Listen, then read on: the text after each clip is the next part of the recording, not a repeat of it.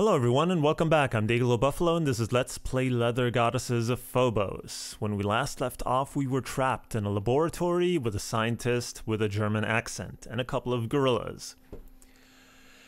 Now, what should we do? There is a rubber hose in this room that we have to get to, but it's in a cage. So, well, first, let's just wait and see what happens. Time passes. Again, exhibiting extraordinary strength, the mad scientist straps you down on the first slab and Trent onto the second slab. The mad scientist flips the huge red power switch and you suddenly find yourself within the cage. Oddly, you can also see yourself still strapped to the first slab.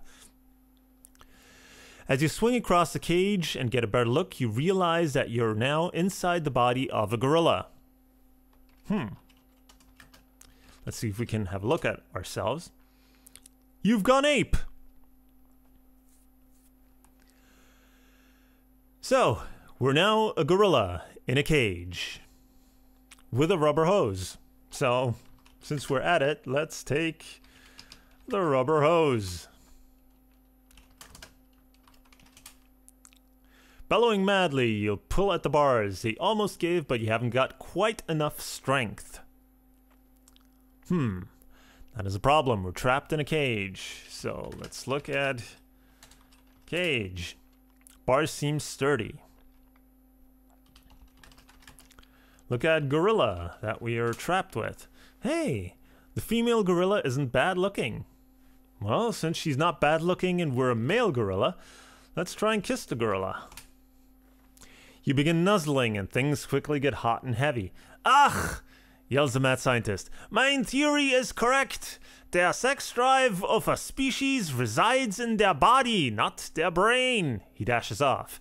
Through the briefly open door, you see two Venus flytraps running madly around the next room. One is chasing, while the other is frantically trying to stay as far away as possible. Interesting experiments is running here. So, we're rid of the scientist. And we just made out with a gorilla and probably did even more with the gorilla that we might not want to think about right now. But we still have to get out of the cage. So.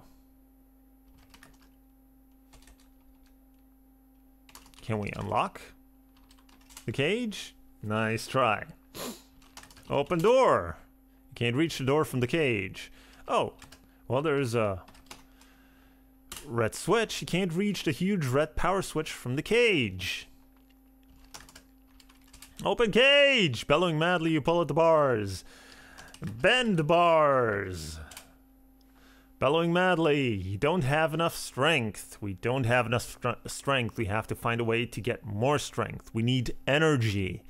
And what do we have that can provide us with energy?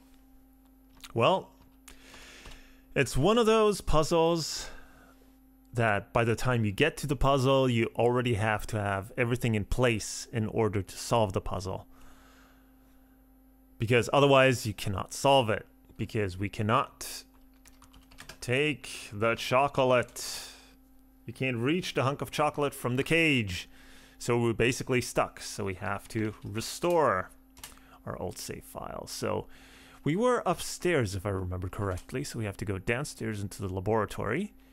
And we have to throw chocolate into the cage. Done. Perfect. And now we wait as we're strapped down and we're put in the body of the gorilla. So, we look at the gorilla, who is not bad looking, and we kiss the gorilla, as we have done before. And off goes the scientist into the other room. So let's take all. And actually something that I've always done when playing this game, which is not strictly necessary, because we can do it later, but I thought it was very clever of me until I realized that it was not necessary. Throw hose out of cage. Thrown. Perfect. But because of all the rest oh, wait a second, we have to eat the chocolate because of all the other things that we have to do. It's actually not necessary to throw it out of the cage. We can just drop it once we're outside. Good chocolate. You feel yourself getting a sugar rush, so bend bars. Bellowing madly, you pull at the bars. Slowly, they spread apart from an opening. So get out. Get out of cell. Exit cell.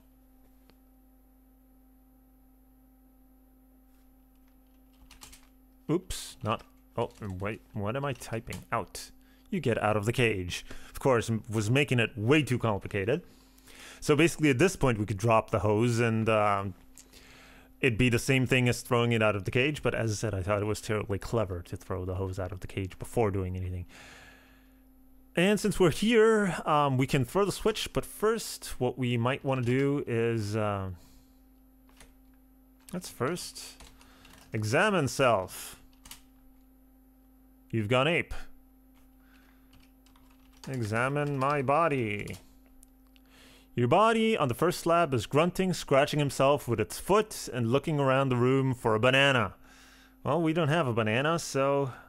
Well, first of all, let's untie the body, because otherwise we just transport back into a body which is tied down, which... Trent's body or your body? Or my body? Your body leaps from the rafter and lands back on the first slab with a loud whump, looking momentarily stunned. You feel the sugar rush ebb. Well, we don't need it anymore, the sugar rush that is. So let's press the switch. Zap! You're back in your own body. The gorilla looks confused and slinks back into the comfortingly familiar environment of the cage. Well, that's very lucky because, I don't know, being stuck in a room with a gorilla, probably not the best thing or the safest thing in the world. So since we're here, let's untie Trent. Oh, get off slab. You get off the first slab, and you also untie Trent and help him from the second slab. Actually, I tend not to read the things that don't work, but, well, we tried to untie Trent, and of course we could reach him because we're still on the slab, so we had to get off the slab first. So now we pick up the hose. Taken. Is there anything else here that we need? Trent is here, and it seems like the cage contains a female gorilla, so no. So we can stand in, not on, in the circle. Visicom booth.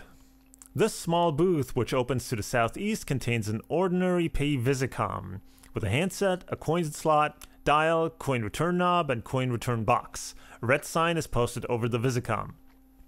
A few seconds later, you see Trent's nose appear, followed almost immediately by the rest of him. Of course, this is a game from the 80s, so they didn't have cell Visicoms back then, only Visicom booths. But anyway, as, I don't know, those people who remember payphones, one thing that was always good to do is to press the coin return knob, because you never know if the person before you left some coins in the telephone, which he could then collect. Clank. Haha! Open return box. A coin falls to the ground. Take coin. Taken. Examine coin. The coin reads 10 Mars meds. Actually, we haven't examined... I say examined and I type examined. That's smart. Examine machine. The machine is off and has a small closed compartment. And examine the hose. The hose is around 6 feet long, so perfect for our needs. So, nothing else to do in the Visicom booth. Let's go southeast. Rocky cliff top. Even the most adaptable Venusian flora can't gain a foothold on this outcropping, so the jungle, which can be entered to the north and the west, peters out here. To the southeast, your clifftop vantage offers a stunning view of more lush jungle, stretching unbroken to the horizon. To the northwest, between the two paths into the jungle, is a Visicom booth. At the edge of the cliff is a black circle.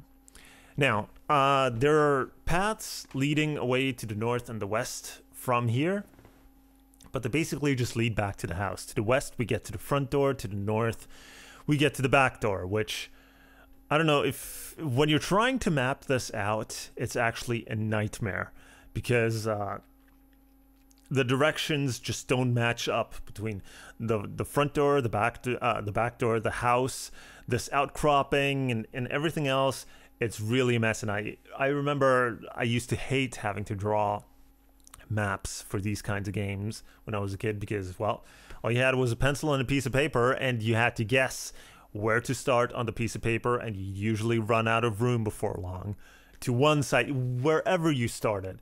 There was always one side which was not, there was not enough room on the paper for all the map, and it was a nightmare. It was really, really annoying. One fun thing that I found when replaying this game a couple of days ago, actually, I decided to replay this game because I found a piece of software which is an interactive fiction mapper, which is kind of a program which helps you create maps. It's kind of has its own language. You say room and give it the room name and all the items that you might find, and then you connect them up correctly. And that's very useful because nothing is set in stone, so you can move the rooms around and until you get them all set up exactly right. And also another thing that we see in this case, the exit to get to the rocky cliff top from the back door is to the east, while the path to get back to the back door from the rocky cliff top is to the north. So basically the path goes around a corner, which of course you don't know when you're drawing the map the first time.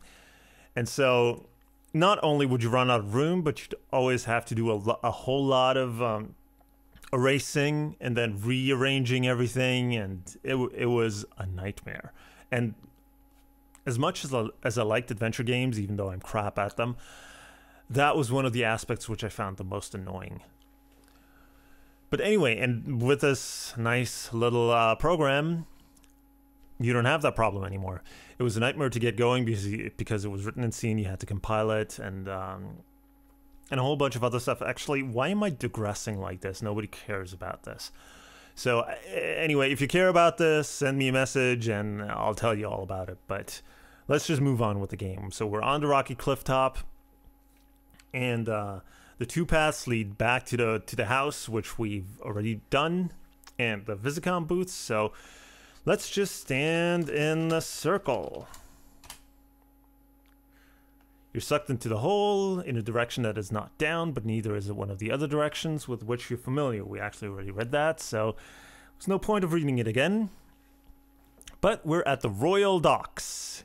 During the peak of King Midar's reign, a cruel joke went around the kingdom that Midar's two greatest loves were his royal docks and his royal ducks.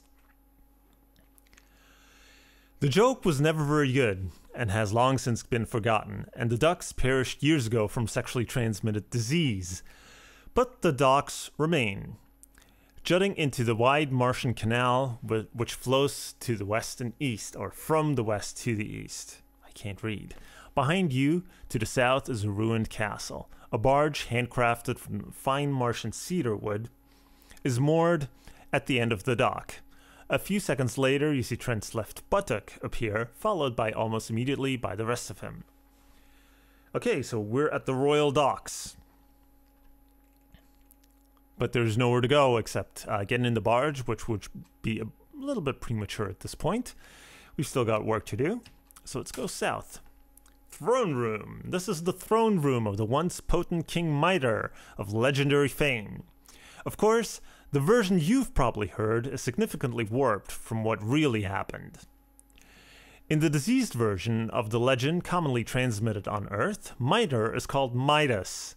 The king was granted his wish that everything he touched would turn into gold. His greed caught up with him when he transformed even his own daughter into gold. King Midar's wish was, in fact, that everything he touched would turn into 45-degree angles. No one has ever explained the strange wish. The most likely hypothesis is a sexual fetish, as everything is in this game. In any case, the tale has a similar climax, with Mitre turning his own daughter into a 45-degree angle. King Mitre sits upon the throne, looking dejected and lonely. Next to him is a pile of 45-degree angles. One stands out from the others thanks to its golden hair and flowing white gown. The main entrance to the throne room is to the south, but a tight opening leads north. Trent enters just a few steps behind you. So, after getting the legend of King Mitre, we might as well save the game and end this video here. So for now, I'll thank you for watching. If you enjoyed it, please leave a like or a comment or something else, gifts, anything. And I will see you in the next part. So until then, have a good one.